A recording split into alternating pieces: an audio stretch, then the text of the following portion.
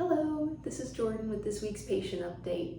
I only have a couple of patient updates for you this week, but I wanted to turn them into some deeper dives into topics that we run into in our clinic that I find interesting. With that being said, I wanted to start off our patient update today by showing you our x-ray setup.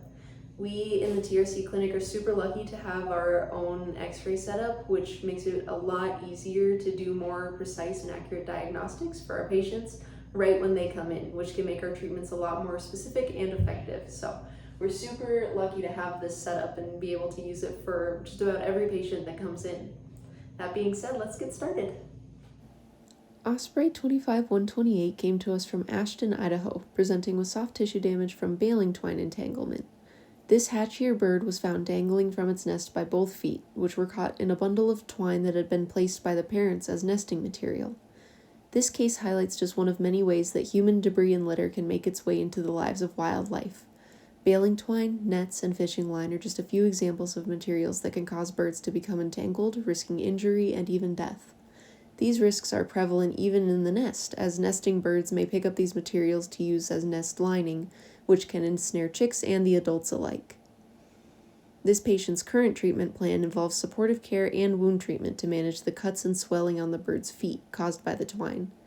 We also use x-ray to ensure that this patient did not luxate or dislocate any joints in their feet, which is another common injury sustained from entanglement.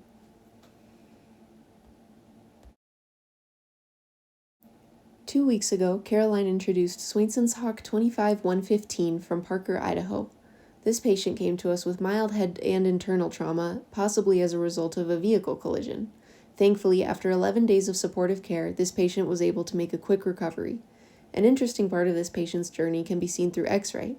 In this first image from the bird's intake exam, you can see enlargement of what's called the cardiohepatic silhouette, a sort of hourglass-like shape made primarily by the heart and the liver in x-ray.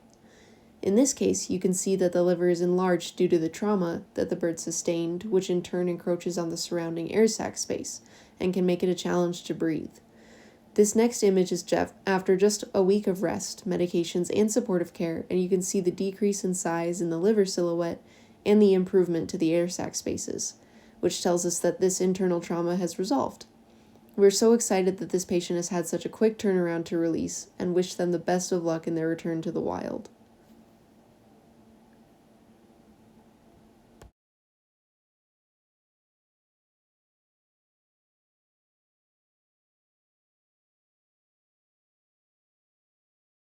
That is all for this week's update. Thanks for joining us. Remember, if you want to do your part in keeping wild birds wild, then you can click the link in the bio to donate or visit our website directly.